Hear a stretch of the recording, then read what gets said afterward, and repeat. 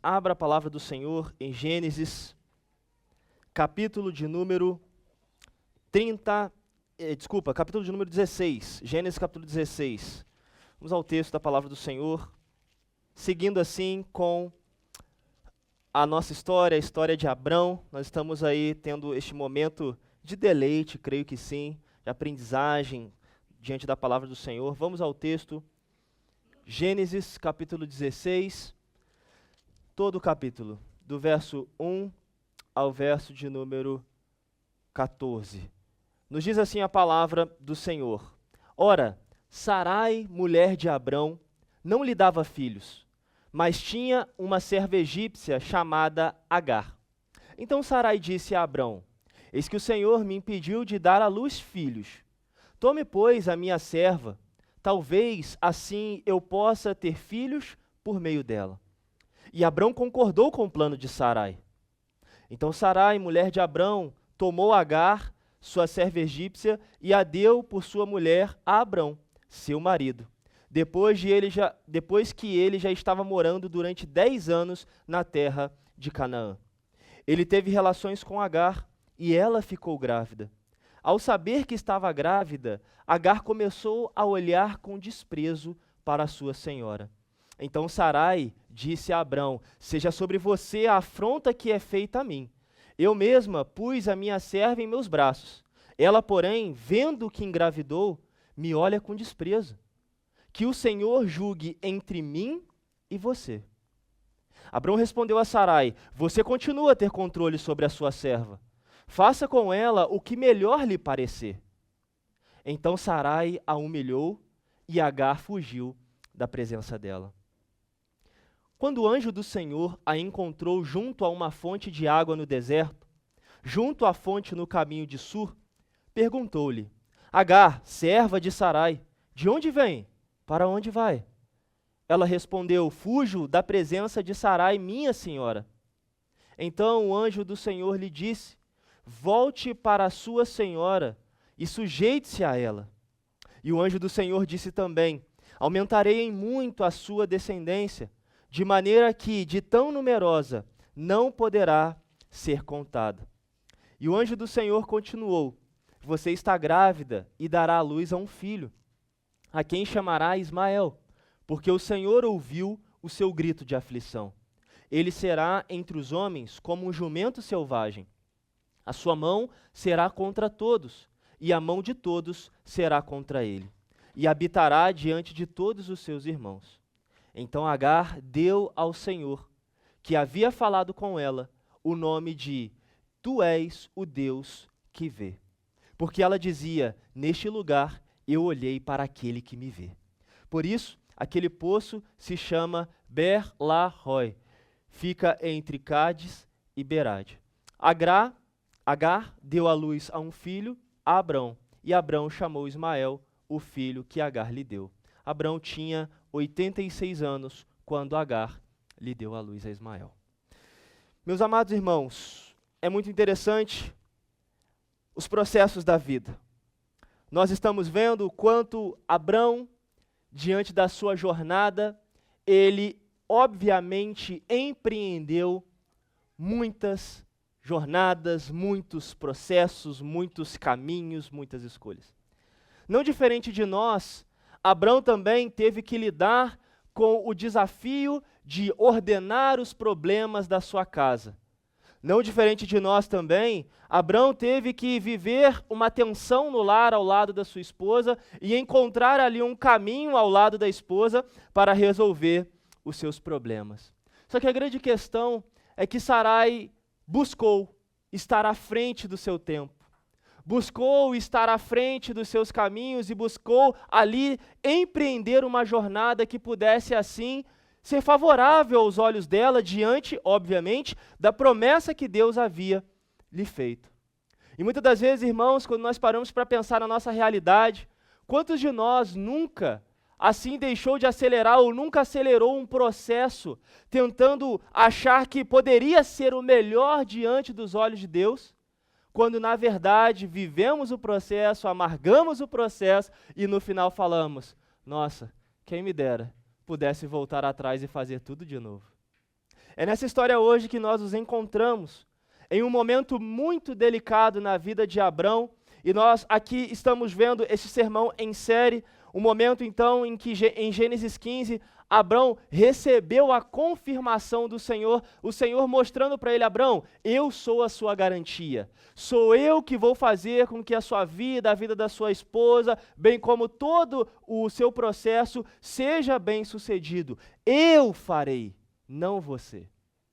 Mas irmãos, os dias se passaram, a vida foi tomando o seu prumo, as coisas foram acontecendo, e há quem diga, né, que Deus escreve certos por linhas tortas. Esse é o pensamento mais antibíblico que eu já vi na minha vida. Deus escreve certo por linhas certas. E aqui nós observamos o quanto uma pessoa tentou escrever certo com linhas erradas. E nesse contexto, nós olhamos para a família de Abrão. Hoje a história nos conta Sarai, Abrão, Agar e o próprio Senhor. E por fim Ismael. Amados, nós temos que olhar para essa história com muito cuidado, porque o contexto dela nos revela quais são as consequências de abandonarmos a vontade de Deus para a nossa vida. E qual é, pastor, a consequência? A maior delas, o caos, o conflito, a desordem, a confusão, a separação, a distância das pessoas. Por isso o texto de hoje é muito importante, meus amados irmãos, para entendermos que diante da vida, diante do que nós vivemos, cremos e estamos recebendo de Deus para nós, é muito importante escrevermos certos com as linhas certas. Por isso que, para o servo de Deus, adiantar o processo ao seu próprio modo não vale a pena. Se não for o tempo do Senhor para as nossas vidas, meus amados irmãos, nós vamos perder tempo e amargar o processo. E é sobre esse contexto que a história está inserida. Um homem que ouviu a sua mulher e ouviu de um modo muito negativo, foi omisso e a sua casa pagou o preço de não ver a mão do Senhor conduzindo todos os processos. Portanto, queridos, hoje eu quero, diante desse texto, chamá-los ao tema que é os processos da peregrinação. Hoje o meu objetivo aqui é fazer com que você, ao ir embora, após a bênção apostólica, que você possa, assim, entender que os processos da sua peregrinação precisam ser pautados por meio do tempo do Senhor. Não queira adiantar, não queira acelerar, não queira, como diz a minha sogra, ajudar a Deus, dar um jeito para Deus. Não. Viva o tempo de Deus para cada situação da sua vida. Portanto, hoje nós vamos falar sobre isso, os processos da peregrinação. Crianças, vamos ao desenho pastoral. O desenho de hoje é um único desenho, ok? Vocês vão desenhar um caminho. Coloquem aí um caminho, uma estrada, um caminho, enfim, de terra batida, um caminho, desenhem um caminho. Nesse caminho vocês deverão colocar várias pessoas. Coloquem aí muitas pessoas nesse caminho, andando no caminho, ok? E ao final deste caminho, vocês deverão colocar a palavra de Deus e vocês deverão colocar a cruz de Cristo. Para que nós assim, irmãos, tenhamos a consciência de que nós iremos andar em muitos caminhos. Mas o que importa para o povo de Deus é andar no único caminho, que é o caminho da palavra e da cruz de Cristo. Ok? Então, vamos ao texto, irmãos, vamos entender esta passagem de Gênesis capítulo 16. Então, do verso 1 ao verso 6, nós temos a primeira seção. A primeira parte nos fala que os processos da peregrinação mostram aqui os seus mecanismos. Ou seja, nós precisamos entender que quando nós desenvolvemos os nossos processos, nós temos que ter cuidado de empreender a partir dos nossos mecanismos. Então, o primeiro ponto, tenha cuidado de empreender os seus processos a partir das suas mãos. Queridos, o texto é muito profundo. Por quê, pastor? Vamos lá, vamos ao texto. Sarai, ela abre o momento. Ora, Sarai, mulher de Abrão, não lhe dava filhos, mas tinha uma serva chamada Agar. Então, Sarai disse a Abrão: Eis que o Senhor me impediu de dar à luz a filhos. Tome, pois, a minha serva, talvez eu possa ter filhos por meio dela.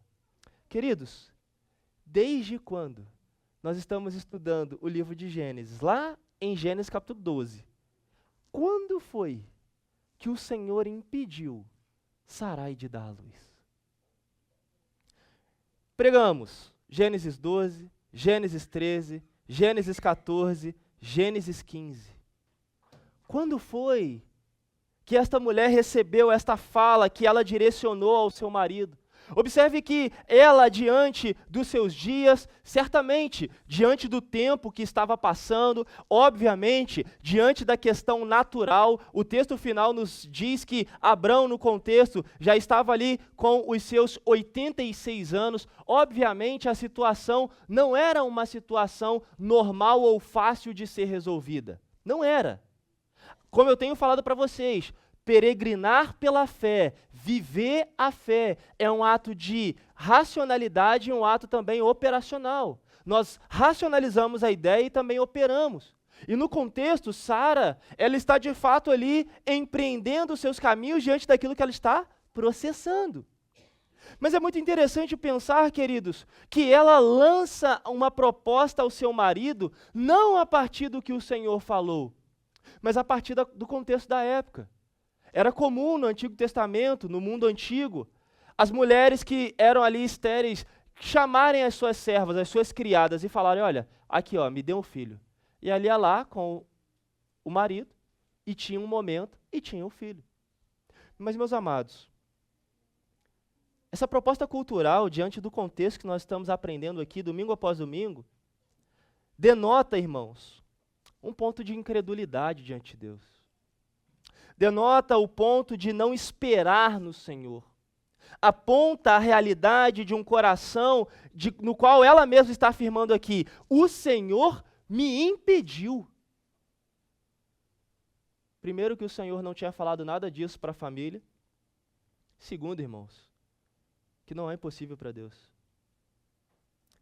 Nós temos que entender, queridos, a importância de avaliar os processos do nosso coração e termos muito cuidado para botarmos palavras na boca de Deus. Hoje eu quero chamar a atenção de vocês, porque muitas das pessoas que nós temos convivido hoje, no nosso tempo, são pessoas que estão amarguradas com a fé, amarguradas com Deus, machucadas com o processo da igreja, porque ou Deus mandou falar e não era nada daquilo, ou ela deu ordem para Deus e Deus não cumpriu, até porque Ele não é obrigado, né? Vamos combinar aqui. Portanto, tenhamos cuidado com os nossos mecanismos, com aquilo que eu quero que aconteça, com aquilo que eu quero que ocorra. E mais, o problema aqui não está em apenas tentar alterar o plano divino, mas o problema também está na vida de Abrão, que ao receber essa proposta indecente da sua esposa, recebeu, se omitiu e falou, ok, vamos lá. É isso que você quer, Sarai? Ok, então se Deus te impediu, beleza. E o texto diz, e Abrão concordou com o plano de Sarai. Irmãos, então Sarai, verso 3, mulher de Abrão, tomou Agar, sua serva egípcia, e deu ao seu marido. Passou um tempo, e o que aconteceu? Tcharam! Ela ficou grávida. E é interessante pensar, irmãos, Abrão concordou em receber Agar, Abrão coabitou com aquela mulher, e como consequência desse desvio de Sarai, apoiado pelo seu marido Abrão, Agar começou a desprezar a sua senhora. É muito interessante observar o quanto, se vocês não pescaram essa ideia ainda, o quanto o pecado, ele começa com uma ideia sutil. E a ideia sutil do texto aqui é, Deus me impediu de gerar, a culpa não é minha, a culpa é de Deus. É Deus quem está fazendo isso. E aí ela começa com uma sutileza no ouvido do seu marido. Está parecendo uma história que eu já ouvi, não sei vocês, lá do jardim, sabe? Um jardim onde tudo era perfeito, sabe essa história? Vocês já ouviram essa história, com certeza. E ali começa uma conversinha, e eu quero conhecer, e eu quero entender. E aí, irmãos, o pecado uma vez concebido, ele gera morte, ele gera discórdia. E a casa de Abrão, ora estruturada pelas bênçãos de Deus, com o selo de Deus, a garantia de Deus, essa casa agora é uma casa de conflito, é uma casa de terror, é uma casa difícil de estar um ao lado do outro, porque Agar, na sua soberba, na sua ignorância, começou também a desprezar a sua senhora. Observe, pecado de Sarai, pecado de Abrão, pecado de Agar. Os três completamente envolvidos. E é interessante, irmãos, interessante porque solucionar o processo sem esperar em Deus, de fato, gera conflito. E foi o que aconteceu aqui. E uma cadeia de transferência começou a acontecer. Olha o desenvolvimento da história. Vamos ao texto. Então Sarai, verso 5, disse a Abrão: seja sobre você a afronta que é me feita. Gente, mas foi ela que semeou. Observe aqui, meus irmãos, eu mesmo pus a minha serva em meus braços, ou seja, eu cuidei, eu recebi, eu a amei, mas aqui, ela porém engravidou e me olha com desprezo. Abrão, que o Senhor julgue entre mim e você. É muito comum nessa esfera dos mecanismos, quando nós assim empreendemos esses caminhos, buscamos ajudar a Deus, resolver, escrever por linhas tortas, e na hora que a consequência bate do peso do pecado, eu olho para o lado e falo assim, viu? Eu te falei. Começa aquele jogo de empurra, sabe? Tipo aquele filme assim, eu jogo para lá, ele joga para cá, eu jogo para lá, ele joga para cá. E ninguém quer se responsabilizar com as coisas. Porque é isso que o pecado gera no nosso coração. Fuga, transferência. Lembra lá do jardim? Adão, onde estás? E aí, como que você sabe que está nu? Ah, Senhor, a transferência. Foi a mulher que tu me deste. A culpa foi sua, Deus. A mulher, Senhor, foi a serpente. E a serpente vai acusar quem? Eu?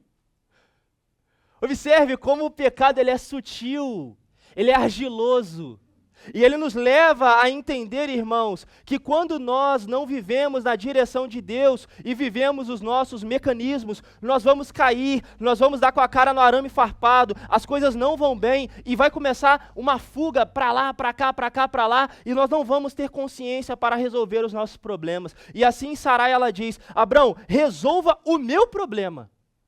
E aí Abrão fala, Sarai, você continua a ter controle sobre a sua serva. Faça, olha o nível da omissão do homem. Faça com ela o que lhe parecer. O que melhor lhe parecer. Em linhas gerais, Abrão está falando, Sarai, resolve teus problemas aí, minha filha. Tenho nada a ver com isso. Só que a cadeia de responsabilidade desce mais uma vez. Visto que Abrão não ia fazer nada, Sarai humilhou a sua serva. E o humilhar aqui está na ideia de maltratar mesmo, tá?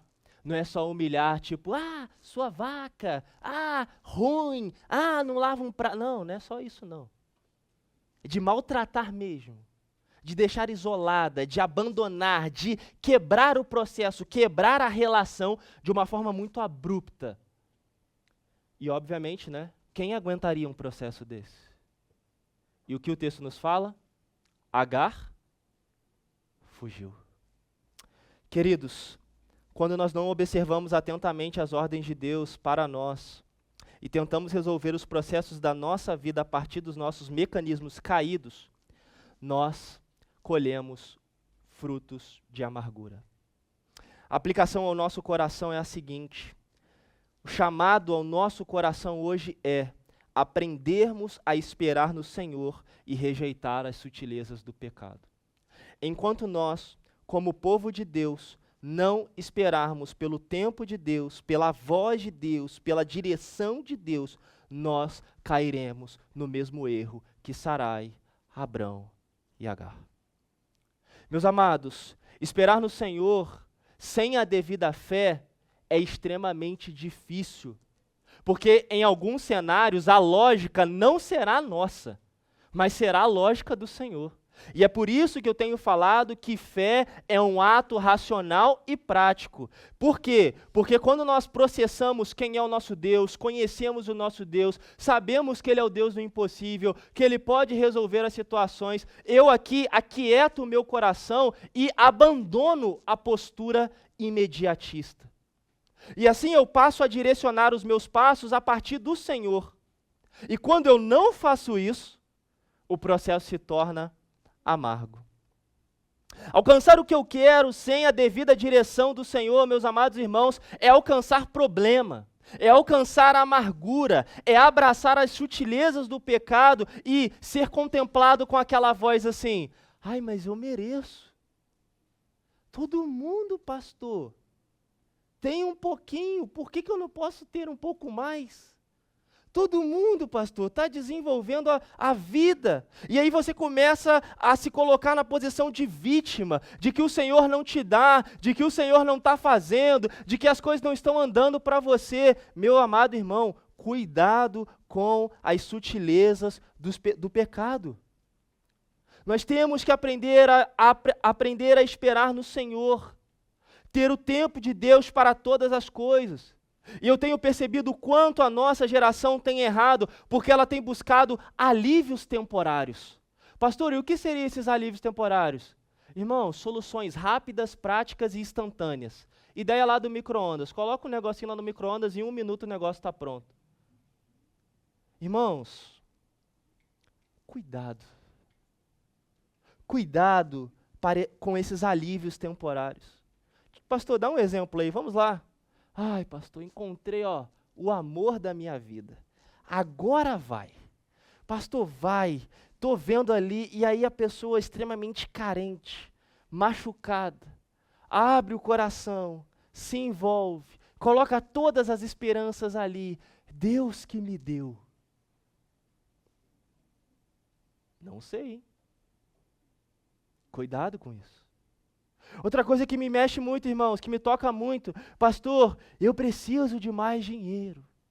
Eu tenho que trabalhar mais, eu tenho que fazer mais, eu tenho que avançar mais. Irmãos, mas o que Deus tem dado não é o suficiente. Não estou falando sobre vida estática, não entenda assim, não estou falando isso. Não estou falando sobre comodismo na vida profissional, na carreira, não. Eu estou falando que nós precisamos do necessário para o hoje. Portanto, às vezes as pessoas colocam: eu vou trabalhar mais um pouquinho. E aí, querido, não entende a sutileza de talvez deixar a família, deixar o filho desamparado, não ter mais tempo com a família por causa de trabalho, por causa de compromissos. Irmãos, outra coisa que me chama a atenção também, determinar questões para Deus. Nossa, eu nunca vi um tempo tão determinista. Meu Deus, as pessoas estão colocando frase na boca de Deus: se Deus quiser, eu vou vencer. E Ele quer, e Ele quer. Meus queridos, quando nós pararmos para pensar e refletir quem é de fato Deus, nós vamos observar que o que Deus quer do seu povo é obediência diante do tempo que Ele tem para Ele. Portanto, olhemos para Deus, não como essa ideia de alívio temporário, mas como Deus que dá ordens, que dá o tempo, que dá a bênção no devido tempo e que faz tudo em prol do seu povo. Esse primeiro ponto aqui é: tenhamos fé para aprender a esperar no Senhor e rejeitar as sutilezas do pecado. Do contrário, pagaremos o preço. A história continua. Do verso 7 ao verso 21 agora, nós vemos um outro processo. Primeiro, o processo de Sarai em resolver as questões por meio das suas mãos. E agora, o processo de Deus ao corrigir os erros. É muito interessante como que o Senhor, então, age no meio dessa história. O texto nos fala de um momento muito delicado. Agar fugiu. E agora? A casa está quebrada, está tudo rompido, está tudo de fato ao chão. E aí, Agar, ela foge. O texto fala que o anjo do Senhor a encontrou numa fonte de água onde? No deserto. Você já parou para pensar que todas as vezes em que nós nos envolvemos com o pecado, nossa primeira atitude é a atitude da fuga? Pararam para pensar nisso? Pecamos, se pecamos contra a mulher, se o marido pecou contra a esposa e vice-versa, é a última pessoa que você quer ver no dia. Se faltamos com alguém, é a última pessoa que nós queremos encontrar naquele momento. Se a pessoa está devendo o outro e ela vê o outro lá do outro lado da rua, o que ela faz? Isso está em nós, irmãos. Somos filhos de Adão. Fujões, literalmente, pessoas que não sabem lidar com o peso do pecado, porque ele destrói, é pesado mesmo. Portanto, aqui o texto nos fala que essa mulher fugiu, mas é interessante o quanto o Senhor tem o prazer, e glória a Deus por isso, em reparar caminhos errados, em pegar as linhas tortas que nós envergamos e ajeitar essas linhas e falar assim, ó, o meu amor está aqui, vamos andar direito. Assim, o texto nos ensina que o anjo do Senhor foi ao encontro de Agar no deserto e ele ali abre um diálogo. Agar, para onde vai? De onde vem, para onde vai? E ela é sincera. Eu fujo da presença da minha senhora. Ela sabe a condição, ela sabe que errou, ela sabe que está fugindo de uma condição de fato que ela lhe mereceu. E aí, irmãos, o anjo do Senhor responde, olha, volte e se sujeite. O anjo do Senhor está ali, obviamente, dizendo àquela mulher, Agar, se arrependa. Agar, volte ao caminho da bênção. Até porque, Gênesis 12, de ti serão benditas todas as famílias da terra. Volte ao caminho da bênção. Volte ao caminho aonde eu estou governando. E aí, irmãos, a palavra do Senhor ao coração de Agar ainda é, de fato, muito maior do que o que ela havia imaginado. O Senhor lhe diz, aumentarei a sua descendência, e você dará luz a um filho, porque eu ouvi o grito da sua aflição. Irmãos, imagine essa mulher no deserto, sozinha, desamparada. Quem vai para o deserto e vive? Quem vai para o deserto e tem vida? Quem vai para o deserto e consegue sobreviver ao sol escaldante e à noite gelada? Queridos, é muito profundo. Agar responde com adoração ao Senhor e ela diz, tu és o meu Deus, tu és o Deus que me vê. Porque ela dizia, neste lugar eu olhei para aquele que me vê. É interessante observar o quanto ela reconhece a compaixão de Deus e o cuidado de Deus diante de um processo completamente embaralhado, machucado, torpe, perdido. Aqui, irmãos, mesmo errante no deserto, Agar experimentou a compaixão de Deus em um dia doloroso da sua vida. Deus saiu em busca de uma pecadora rejeitada. E eu pergunto a vocês, não seria essa a nossa história? Não seria essa a história de homens e mulheres que quebraram o processo, que viveram longe do processo e agora podem e foram encontradas pelo Senhor? Assim como nos processos de Agar, os nossos pecados nos levam à fuga, à solidão, a uma vida completamente desamparada. Quando erramos, colhemos amargamente o fruto dos nossos pecados e vivemos no isolamento. Vivemos a verdadeira aflição porque, de fato, o pecado, ele gera morte. Mas a Bíblia nos mostra que há um Deus Salvador que vai ao encontro do pecador com compaixão e cuidado. E qual é o objetivo? Nos salvar. Queridos, olhemos para o Senhor, como eu tenho falado aqui para vocês, não com a visão de SAMU. Deus vai resolver as minhas carências pessoais. Olhemos para o Senhor como o Deus da compaixão, o Deus do cuidado, o Deus que salva pecadores. Portanto, é nesse sentido que eu tenho chamado vocês a responderem positivamente ao Senhor, não pelas coisas, as necessidades que nós temos, ou os sonhos que queremos realizar, mas pela maior necessidade. Ele nos encontrou no deserto da vida, quando nós estávamos aflitos pelos nossos pecados. Portanto, irmãos, a aplicação ao nosso coração é: responda positivamente à profunda compaixão de Deus. Se existe algo que nós temos que olhar aqui hoje, é para o amor de Deus demonstrado a nós. As bênçãos materiais, elas vão passar. A viagem do sonho, ela vai passar. Mas o que não pode passar é a nossa vida nesse deserto do pecado. Porque se ela passar e nos encontrarmos diante de Deus, irmãos, não haverá tempo de reparo. Portanto, aproveitem o tempo para responderem positivamente ao Senhor, assim como essa mulher, que foi chamada a voltar, que foi chamada a se arrepender, que foi chamada a reconsiderar os seus pecados. Portanto, o texto de hoje é um chamado ao nosso coração, porque assim como o Senhor foi ao encontro de Agar, Jesus também veio ao nosso encontro, e essa é a mensagem do Evangelho. De um Deus que veio ao nosso encontro, de um Deus que se compadeceu de homens falíveis, de homens omissos, de mulheres fracassadas, de pessoas soberbas.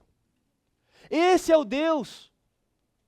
E assim nós entendemos dessa forma, porque Paulo nos diz: não há um justo, nenhum sequer, não há quem faça o bem, não há quem busque a Deus. E mesmo assim, Deus provou do seu amor conosco, enviando o seu Filho ao mundo.